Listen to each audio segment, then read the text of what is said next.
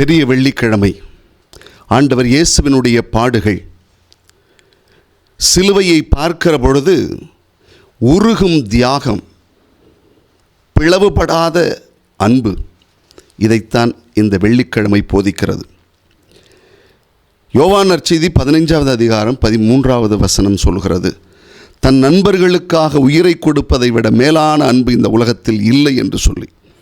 அன்புக்குரியவர்களே, மனுக்குலத்தினுடைய பழியை தன்மேல் ஆண்டவர் இயேசு கிறிஸ்து ஏற்றுக்கொண்டு சிலுவையில் தொங்கி நமக்காக நம் வாழ்வு பெறுவதற்காக தன் உயிரை கொடுத்த நாள் இந்த புனித வெள்ளிக்கிழமை. ஒரு நிகழ்வு ஒன்று, ஒரு ஊர், அந்த ஊரில் நடுவில் ஒரு சுவர் ஒன்று இருக்குது. பழிவாங்கும் சுவர் என்று அந்த சுவத்துக்கு பெயராம். என்ன அந்த பழிவாங்கும் சுவற்றுக்கு பெயர் அப்படின்னா அப்படி வச்சுருக்காங்கன்னா, அந்த சுவத்தில் அந்த ஊரில் யார் என்னதான் தப்பு பண்ணாலும் சரி, சின்ன தப்பாக இருந்தாலும் சரி, உடனே கொண்டு போய் அந்த ஊரில் அந்த சுவத்தில் ஒரு கறிக்கட்டை எடுத்து அந்த பேர் எழுதிடுவாங்க. இந்த மாதிரி இருந்தது. அப்படி பார்க்க போனால் அந்த சோறு முழுக்கும் வெறும் கறிக்கட்டையால் கிறுக்கி அவங்க பேர் திருப்பி திருப்பி திருப்பி திருப்பி கிறுக்கி இருந்தது. அந்த ஊருக்கு ஒரு வாலிப பிள்ளை வந்திருக்கு. வந்தான், பார்த்தான், இது என்னடான்னா எல்லா போர்டும் இப்படி இருக்க, எல்லோரும் நிறைய பேர் எழுதி அசிங்கமாக எழுதி வச்சுருக்காங்களே அப்படின்னு சொல்லி பார்த்துட்டு ஒரு பக்கெட்டு பெயிண்ட் வாங்கினான். அதை ஃபுல்லாக அடித்தான், முடிஞ்சிச்சு. அடுத்த நாள் வந்தோடனே யாரா செஞ்சது? இவர் தான். ஊர் தலைவர்கள் கூடினாங்க. கூடிட்டு இதை ஒன்று செய்ய சொன்னது யார், அதனால் உனக்கு தண்டனை கொடுக்குறோம், அதில் வேறு யார் பேரை எழுத மாட்டோம், உன் பேரை தான் திரும்ப எழுதுவோம் அப்படின்னு சொல்லி அவங்க ஒரு பேரை, அந்த பையனுடைய பேரை எழுத ஆரம்பித்தாங்க. அப்போ அந்த பையன் சொன்னானா, தாராளமாக எழுதுங்க, என் பெயர் அங்கு எழுதப்பட்டு அசிங்கப்படுத்தப்பட்டால் பரவாயில்லை, இந்த ஊர் முழுக்கும் அவர்களுடைய பெயரெல்லாம் அசிங்கப்படாமல் இருந்தால் பரவாயில்லை என்று சொன்ன உடனே ஊரே மனம் மாறி இந்த பெயரையும் அழிக்க முன் வந்தார்கள். இவன் செய்த செயல்தான், ஒருவேளை உலகம் ஊர் நலம் பெறுவதற்கு என் பெயர் இருந்தால் பரவாயில்லை என்று சொன்னான். பாருங்கள், இந்த ஊருக்காக, இந்த உலகத்திற்காக தன் உயிரை கொடுப்பதற்கும் ஆண்டவர் இயேசு கிறிஸ்து முன் வந்தார்.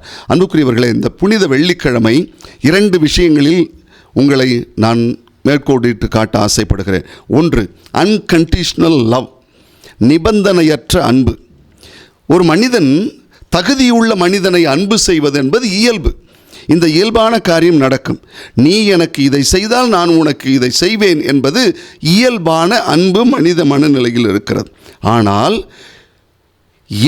எதிராக இருந்தாலும் சரி, நான் எதிர்பார்க்கிறபடி நீ இல்லை என்றாலும், நான் எதிர்பார்க்கிறபடி நீ செயல்படவில்லை என்றாலும் நான் உன்னை அன்பு செய்கிறேன் என்று சொல்கிறார்கள் பார்கள், அதுதான் நிபந்தனையற்ற அன்பு என்பது.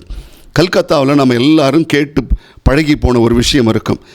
ஒரு ரோட்டு ஓரத்தில் புழுத்து போய் காயங்களால் நொந்து கிடந்த ஒரு வயதானவரை அன்னை தெரசா சுகமாக்கி கொடுத்து கொண்டிருக்கும் பொழுது வேறு ஒரு மிகச்சிறந்த பணக்காரர் வந்து சொன்னாராம், கோடி ரூபாய் கொடுத்தாலும் நான் இந்த வேலையை செய்ய மாட்டேன், செய்ய முடியாது அப்படி என்றாலும்.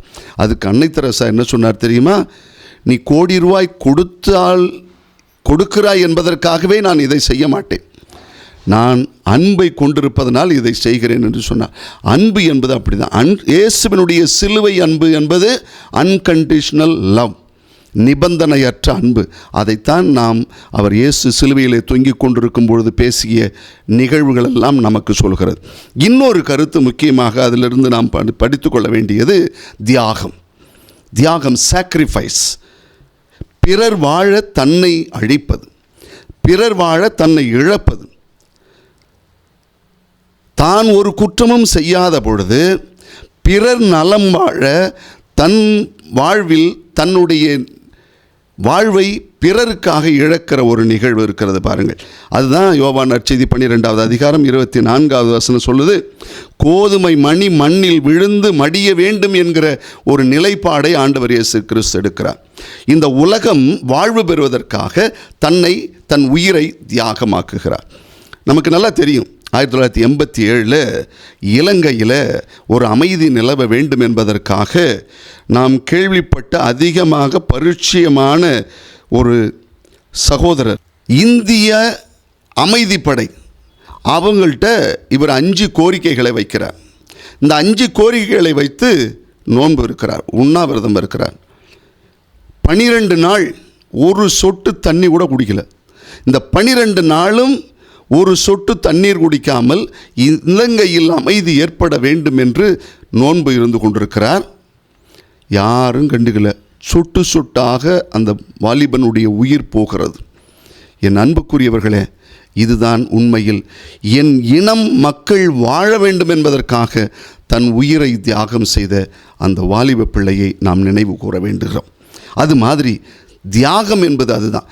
இந்த மனுக்குலம் வாழ்வு பெறுவதற்காக தன் உயிரை தியாகம் செய்கிறார் ஆண்டவர் இயேசு கிறிஸ்து. நம்ம எல்லாருமே பார்த்துருப்போம். உதாரணமாக சொல்லணும்னா மெழுகுவத்தி எடுத்து பாருங்கள். மெழுகுவத்தி தான் உருகுகிறது, தான் உருகி வெளிச்சத்தை கொடுக்கிறது என்று சொல்கிறோம். தான் உருகுதல் என்பது தியாகத்தை குறிக்கிறது, பலி அதுக்கு. ஆனால் வெளிச்சம் அதை சுற்றி இருக்கிற இடங்களில் வாழுகிறவர்களுக்கு. ஆக ஒருவரின் பெருமை எங்கு அடங்கி இருக்கிறது தெரியுமா? மகாத்மா காந்தி இதை தான் அடிக்கடி சொல்வார். ஒருவனின் பெருமை எதை பெறுகிறான் என்பதில் அல்ல, எதை கொடுக்கிறான், எதை தியாகம் செய்கிறான் என்பதில் அடங்கியிருக்கிறது. பெரிய வெள்ளிக்கிழமை ஆண்டவர் இயேசு கிறிஸ்துவினுடைய அன்கண்டிஷனல் நிபந்தனையற்ற அன்பையும் ஆண்டவர் இயேசுவினுடைய தியாகத்தையும் நமக்கு வெளிப்படுத்தட்டும்.